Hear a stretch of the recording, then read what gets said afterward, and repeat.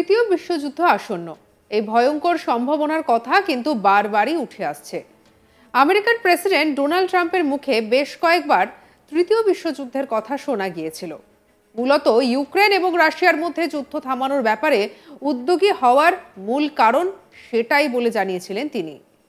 এই পরিস্থিতিতে আবার ইউরোপিয়ান ইউনিয়ন তাদের সদস্য দেশগুলিকে কমপক্ষে 72 ঘন্টা অর্থাৎ 3 দিনের মতো খাবার, পানীয় জল, ওষুধ সবকিছু মজুত করতে নির্দেশ দিয়েছে। আর এই নির্দেশ দেওয়া হয়েছে তৃতীয় বিশ্বযুদ্ধের কথা মাথায় রেখেই। আর এরপরে যেন উঠে এসেছে দ্বিতীয় বিশ্বযুদ্ধ এবং ঠান্ডা যুদ্ধের ভয়াবহ স্মৃতি। সেই সময় ইউরোপের বহু দেশের বাড়িতে মাটির নিচে বানানো হতো বাংকার। বোমারু বিমান আসার আগে সাইরেন শুনলেই সোজা বাংকারে গিয়ে আশ্রয় নিতে হতো।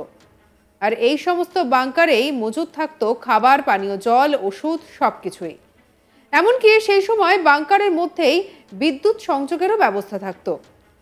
আর এই সব বিশেষ বাংকারগুলি সেই রকমই মজবুতভাবেই তৈরি করা হয়। বলা ভালো, এই বাংকারগুলির জন্য বহু মানুষ প্রাণে বেঁচে গিয়েছিলেন।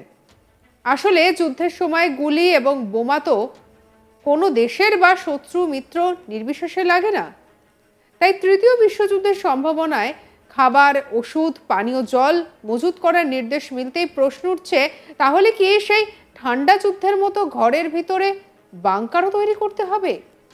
কারণ সেই যুদ্ধের বা সেই সময়ের অর্থাৎ দ্বিতীয় বিশ্বযুদ্ধ এবং ঠান্ডা যুদ্ধের সময় বেশ কয়েকটি সংস্থা এইসব ঘরের মধ্যে মজবুত বাংকার তৈরি করে বেশ মুনাফা লুটেছিল। এবারও কি তাহলে এই ধরনের সংস্থার দেখা মিলবে? এবার আসা যাক যে কোন কোন খাবার মজুত করে রাখার কথা বলা হয়েছে। মূলত শুকনো খাবারই বেশি করে মজুত করার কথা বলা হয়েছে। এছাড়া বেশি করে পানীয় জল, ওষুধ, মাংস এই ধরনের খাবার মজুত করতে বলা হয়েছে। আবার এখানেই শেষ নয়, ফোনের চার্জার, প্রয়োজনীয় পরিচয়পত্র, টর্চ লাইট মজুত করতে বলা হয়েছে। এই নির্দেশ শুনে কিন্তু সত্যিই যেন একেবারে ভয় ধরে যায়। ইউক্রেন ও রাশিয়ার মধ্যে যুদ্ধ থামানোর চেষ্টা শুরু হয়েছে। দ্বিতীয় দফায় আমেরিকার প্রেসিডেন্ট হওয়ার পর ইতিমধ্যেই রাশিয়ার প্রেসিডেন্ট ভ্লাদিমির পুতিনের সঙ্গে কথা বলেছেন ডোনাল্ড ট্রাম্প। হোয়াইট হাউসে ডেকে বৈঠক করেছেন ইউক্রেনের প্রেসিডেন্ট ভলোদিমির জেলেনস্কির সঙ্গেও। এদিকে ইসরায়েলের ফিলিস্তিনিদের মধ্যে চলা সংঘর্ষ পুরোপুরি থামেনি। এই পরিস্থিতিতে সদস্য 27টি দেশের মানুষদের অন্তত 3 দিনের জন্য খাবার, পানীয় জল সহ জরুরি জিনিস মজুত করতে বলেছে ইউরোপীয় ইউনিয়ন। टॉप क्वालिटी और कंसिस्टेंट परफॉर्मेंस के लिए सिर्फ सिल्वर पंप नाम याद रखना। শুধু খাবারই নয়, প্রয়োজনীয় ওষুধ এবং আইডি কার্ডও আলাদা করে পলিথিনের মধ্যে করে রাখার পরামর্শ দেওয়া হয়েছে। ইউরোপীয় ইউনিয়নের 27টি দেশের মোট 45 কোটি মানুষের উদ্দেশ্যে জরুরি ভিত্তিতে এই নির্দেশিকা জারি করা হয়েছে, যা দেখে কিন্তু একটা আশঙ্কার কথাই মাথাচাড়া দিচ্ছে। তাহলে কি তৃতীয় বিশ্বযুদ্ধ লাগছেই? কোনোভাবেই কি আর তৃতীয় বিশ্বযুদ্ধ এড়ানো সম্ভব হবে না? ইউরোপীয় কাউন্সিলের প্রেসিডেন্ট অ্যান্টনিও কোস্টা মঙ্গলবার ব্রুসেলসে এই কথা জানিয়েছেন। তার মতে প্রতিরক্ষা ছাড়া শান্তি সম্ভব নয়। এটি একটি বিভ্রম। যদি রাশিয়া এটি বিবেচনা করে যে ইউক্রেনের সীমানায় একটি মানচিত্রের একটি রেখা মাত্র, কেন এটি অন্য কোনো দেশের সীমানাকে সম্মান করবে? তিনি ব্রাসেলসে ইউরোপীয় পলিসি সেন্টার ইভেন্টের একটি সভায় বক্তৃতা দিতে গিয়ে এই কথাই বলেন। প্রসঙ্গত, রাশিয়ার কাছ থেকে ক্রমাগত হুমকি পেয়ে ইউরোপীয় নেতারা যুদ্ধ প্রস্তুতির গুরুত্ব উপলব্ধি করেছেন। এই গুরুত্ব আরও বৃদ্ধি পেয়েছে বিশেষ করে ইউরোপের প্রতি ট্রাম্প প্রশাসনের দ্বন্দ্বমূলক অবস্থানের জন্যই। ইউক্রেনের জন্য ন্যাটোর অবদান এবং সমর্থন সম্পর্কে একটি মহাদেশীয় প্ররোচনার সামরিক প্রস্তুতি জোরদার করার জন্য পরিস্থিতি তৈরি করেছে। ইউরোপীয় কমিশনের প্রস্তুতি তাদের সদস্য দেশগুলির নাগরিকদের পরামর্শ দিয়েছে যে কোনো জরুরি পরিস্থিতির জন্য তারা যেন নিজেদের মানসিকভাবে প্রস্তুতি রাখেন এবং সেই অনুযায়ী বাস্তব পদক্ষেপ গ্রহণ করেন। এরই অঙ্গ হিসেবে 3 দিনের জন্য খাবার, পানীয় জল, ওষুধ, সার্চ লাইট এবং নিজ নিজ জরুরি পরিচয়পত্র সরিয়ে রাখতে বলা হয়েছে। এবার আসি ভারত এবং কলকাতা কোথায় দাঁড়িয়ে আছে। প্রসঙ্গত দ্বিতীয় বিশ্বযুদ্ধের সময় কিন্তু জাপানের সৈন্যদের সাহায্যে আন্দামান এবং নিকোবরে স্বাধীনতা ঘোষিত হয়েছিল। নেতৃত্বে ছিলেন নেতাজি সুভাষচন্দ্র বসুর আইএনএ। আবার দমদমে বোমা ফেলার পরিকল্পনাও হয়েছিল। এমনকি শতাব্দী প্রাচীন টালা ট্যাঙ্কের ওপরেও বোমা ফেলা হতে পারে এমন জল্পনাও ছড়িয়েছিল। তাই এই তৃতীয় বিশ্বযুদ্ধ বাধলে ভারতের অবস্থান কি হবে তা এখনো পর্যন্ত স্পষ্ট না হলেও দ্বিতীয় বিশ্বযুদ্ধে কিন্তু ভারত পরোক্ষভাবে জড়িয়ে গিয়েছিল। এই সবটা নিয়ে আমরা শুনবো বিশেষজ্ঞ কর্নেল দীপ্তাংশু চৌধুরীর মন্তব্য, যিনি দীর্ঘদিন কমান্ডো হিসেবে কর্মরত ছিলেন ভারতীয় সেনায়। ইউরোপিয়ান ইউনিয়নে আমি বললাম সেক্রেটারি জেনারেল অলরেডি একটা বলেছে যে 3 দিন 4 দিনে স্টক পাইল করতে হবে। আপনি শুরুতেই দেখিয়েছেন কীরমভাবে বাংকার্স আবার ওরাকে রক্ষণাবেক্ষণ করছে, খাবার স্টক পাইল করছে, যে মেডিসিন এবং জল এটা স্টক পাইল অলরেডি হয়ে গেছে এবং বহু দেশ শুরু করে দিয়েছে। সেই জায়গায় আপনি পশ্চিমবাংলায় যদি চলেন, ভারত কোন দিকে যাবে আমি এখন পর্যন্ত।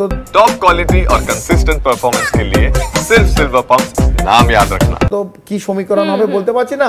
ভারত সবার সাথে আছে, আমরা যুদ্ধ চাই না, আমরা শান্তি চাই, এটা হচ্ছে প্রধান। এবার কি সমীকরণ হবে when the third world war breaks out, যদি at all হয়, third world war conventional warfare হবে না সাইবার ওয়ার হবে। একটা কিন্তু এই স্টুডিও বসে যদি আমার কাছে সরঞ্জাম থাকে, আমি অন্য একটা দেশকে কমপ্লিটলি ইকোনমিক্যালি ফ্ল্যাট করে দিতে পারি in cyber warfare. So it is not necessarily আমাকে মিসাইল ওয়ারফেয়ার করতে হবে, অথবা আমাকে কনভেনশনাল ওয়ারফেয়ার করতে হবে, অথবা যুদ্ধ জাহাজ নিয়ে গিয়ে বোম ফেলতে হবে। আমি কিন্তু আমার অফিস ঘর থেকে আমি অন্য একটা দেশকে থ্রু মাই সাইবার অ্যাটাকস অথবা space attack I can finish off a country. So এটা কি রূপে দেখবো in 21st century আমি আজকে দিনে বসে বলতে পারছি না। It will be a different war, not the war of first world war or second world war যেটা আমরা দেখতে এবং সিনেমায় দেখেছি, দেখে অভ্যস্ত, ওরম হবে না। বিশেষ করে বাংলায় 10 কোটি মানুষের জন্য অথবা ভারতবর্ষে 140 কোটি মানুষের জন্য যদি ভারতের ওপর কোনোভাবে এরমভাবে আক্রমণ চলে আসে কোনো দিক দিয়ে, আশেপাশে সে চায়না হতে পারে, পাকিস্তান হতে পারে, অন্যান্য দেশ হতে পারে, we are not really ready in ভারতে তো নিশ্চয়ই নয়, পশ্চিমবাংলা তো আরোই নয়। আমাদের সেইভাবে আন্ডারগ্রাউন্ড বাংকার্স কোথাও নেই। হাই রাইজ অনেক আছে যেটা easily target for an fighter aircraft.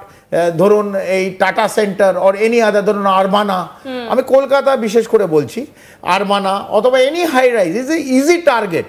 মানে পিন পয়েন্ট টার্গেট কোন টাওয়ার আরমানার ভাঙবো আমাকে সেটা এয়ারক্রাফটে বসে দেখতে হবে না। আমি ধরুন এখান থেকে 1000 কিলোমিটার দূরে আমি যে ম্যাট্রিক্স দেব, যে গ্রিড দেব, সেই বিল্ডিংটাকে ধ্বংস করার মতন আমাদের সেই অ্যাডভান্স টেকনোলজি আছে। তো আমাদের প্রথম কথা তো বাংকার, আন্ডারগ্রাউন্ড বাংকার নেই, যেটা নর্থ কোরিয়া আছে, জাপানে আছে, চায়নায় আছে, সুইডেনে আছে। ইউরোপিয়ান ইউনিয়ন তো নিশ্চিতভাবে, বিকজ ওয়ার্ল্ড ওয়ার 2-তে ওরা সবচেয়ে বেশি এফেক্টেড হয়েছিল। চায়না, জাপান ওরা তৈরি করেছে, কিন্তু আজকের দিনে ভারতে আমরা ওয়াকিবহল নয়, আমরা এখনো শান্তিপ্রিয় মানুষ। তাই আমরা এইটার ওপর এখনো আমাদের সরকার অথবা রাজ্য সরকার, ফেডারেল স্ট্রাকচারে এরকম কোনো চিন্তাধারা নেই। খাবার দাবার নিশ্চিতভাবে খুব অসুবিধা হবে যদি এরমভাবে হয়।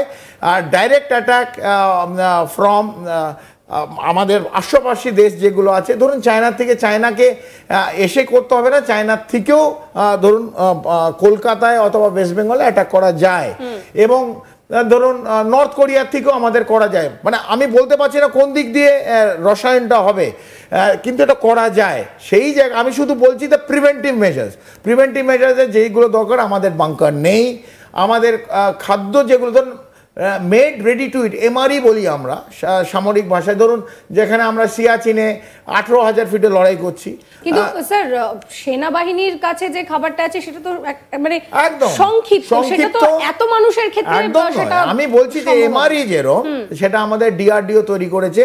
যখনই আমরা প্যাকেট ছিলাম ওখানে তো আর কোনো উনুন নেই, অথবা কোনো গ্যাস স্টোভ নেই, অথবা আমার বানানোর কোনো সরঞ্জাম নেই। তো আমাকে এমনভাবে দিতে হবে অ্যাটমসফিয়ারের সঙ্গে যখন খাবারটা আসবে ওটা গরম হবে, তখনই ধোঁয়া বেরোবে, মানে যতটুকুনি প্রোটিন বেস ফুড, যাতে আমি সেই শক্তিটা এবং এনার্জিটা পাই। সঙ্গে রাখুন আজ তাক বাংলার ইউটিউব চ্যানেলকে। আরও অন্যান্য খবরের জন্য লাইক করুন, শেয়ার করুন, সাবস্ক্রাইব করুন। এছাড়া আমরা রয়েছি হোয়াটসঅ্যাপে, ফলো করতে ভুলবেন না।